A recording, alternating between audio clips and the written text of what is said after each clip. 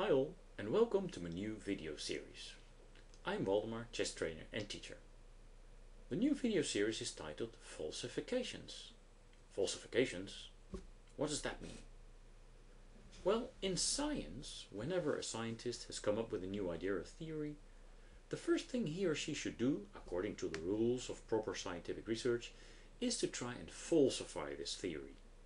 Falsifying then means putting the theory to the test as best as you can and trying to invalidate it. The idea is that if a theory cannot be disproven or invalidated, the theory can be considered to be true, and as such it can become part of the set of axioms in the particular field of research, meaning that it can be used as a new building block for further research. Okay, so far so good. But what does that have to do with chess? Well, when playing chess, we should be doing something similar. Whenever we have the idea that a certain candidate move could be good, we should put that move to the test and try and invalidate this move as best as we can. This means that we should be honest and complete about our opponent's best replies to our candidate moves.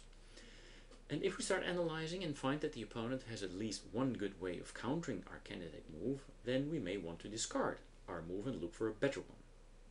The initial candidate move has failed the test of our analysis and we have falsified the move. If, on the other hand, we cannot find a clear refutation, we may come to the conclusion that the move is good and play it. Now, this falsifying comes with a bit of a pitfall, because falsifying your idea is never fun. Imagine a scientist who believes that he has just come up with a brilliant new theory. He now has to start falsifying his newborn idea. Not fun per se, right? The same holds true for us chess players. We see an interesting move, it makes our heart rate go up, we fall in love with the move and unconsciously remove our opponent's best possible reply from the equation. Oops, it turns out that the move was not so good after all. But also in more ordinary situations where our heart rate does not go up when considering candidate moves, falsification should be the order of the day. Now, while I do believe that solving tactical puzzles is important for any developing chess players, I also believe, and more so, that doing these kinds of exercises is even more important to improve your chess. The falsification exercises, that is. This has to do with the fact that you train yourself to be objective and to always reckon with your opponent. And that really is the bread and butter of chess. Now, the positions that I'm going to show you over the course of the coming videos are taken from real competitive over-the-board chess games and show that chess is not always so clear-cut as, for instance, many positions in puzzle books. Sometimes the solution is clear-cut, sometimes less so. When something is clear-cut for you also depends on your playing strength, of course. Now let me explain the format. In this video series I'm going to present to you a number of common bread and butter chess positions. To keep each exercise condensed, I will tell you whose move it is and give you only 2 candidate moves to choose from. The correct move can be found by falsifying both candidate moves and in the end evaluating and comparing them.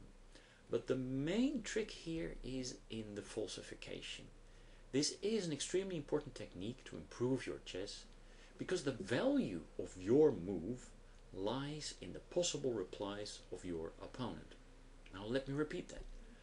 The value of your move lies in the possible replies of your opponent. How often do you find yourself torn between 2 moves when playing an over-the-board game, for instance? And how do you make your decision then? If it is not clear, then put all your effort into your opponent's possible refutations of the moves. More often than not, a concrete analysis of each move will show you the truth. But chess is a sport where you will really have to apply yourself. And this is understandably always difficult. And the measure in which you can tackle a position concretely also depends on your playing strengths, of course.